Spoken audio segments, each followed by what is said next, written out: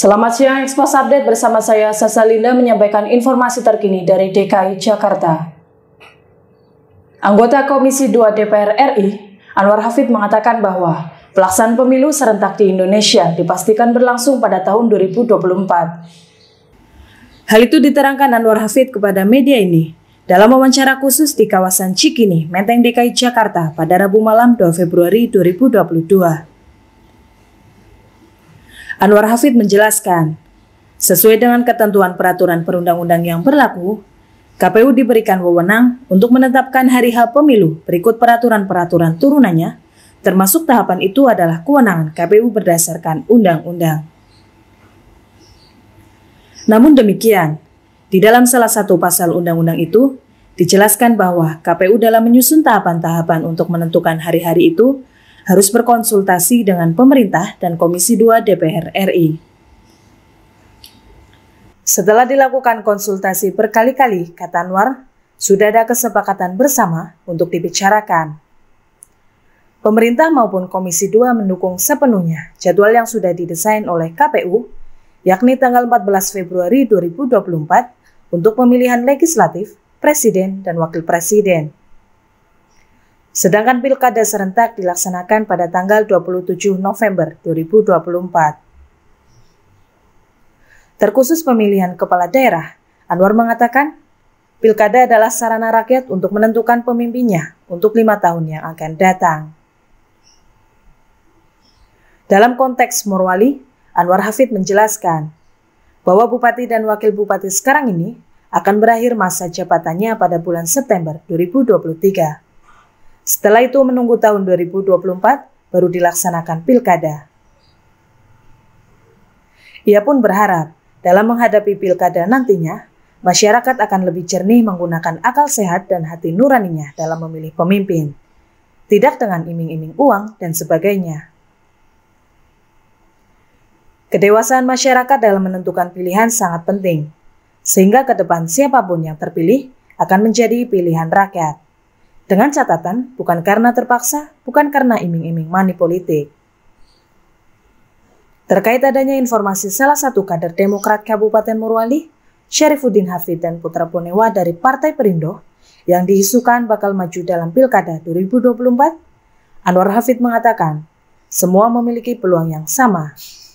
Karena selain kader utama partai, Putra Bonewa juga memiliki jiwa petarung sejak merantau hidup mulai dari nol di Kabupaten Morowali. Ini 2024 sudah dekat, kira-kira hasil rapat kemarin seperti apa tentang pemilu serentak nanti?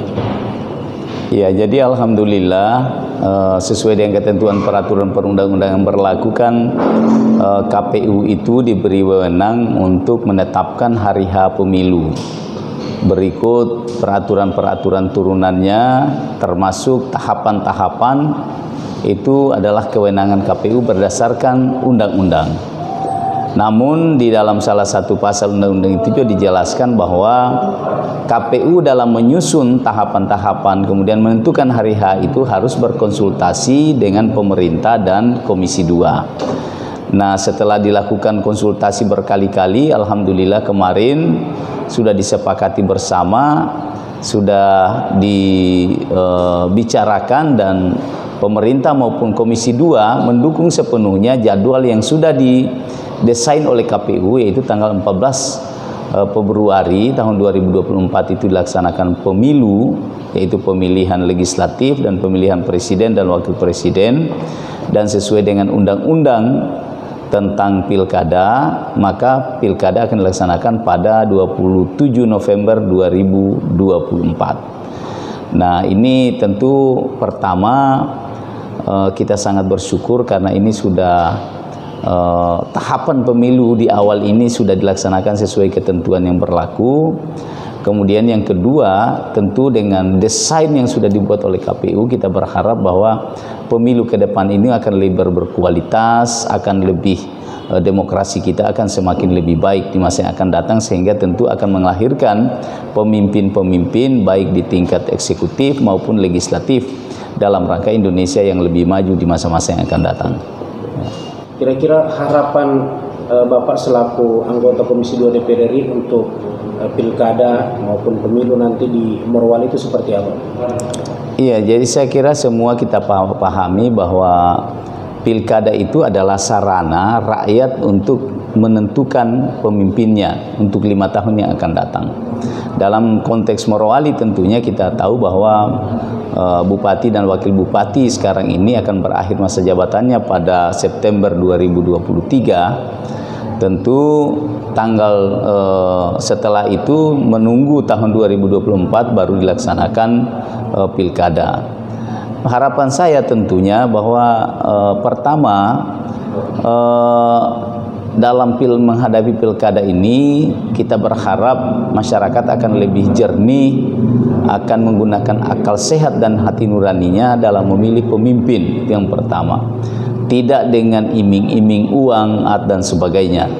Jadi kedewasaan masyarakat dalam menentukan inilah yang paling sebenarnya kita harapkan, sehingga nanti ke depan siapapun yang terpilih tentu akan menjadi pilihan rakyat, tapi dengan catatan satu, bukan karena terpaksa, bukan karena terutama misalnya iming-iming money politik dan sebagainya. Nah, itu harapan kita. Karena kalau ini kita lakukan, maka kita tidak akan bisa pernah mendapatkan pemimpin yang benar-benar bisa berpihak kepada rakyat. Kalau bukan menguasai eksekutif adalah legislatif.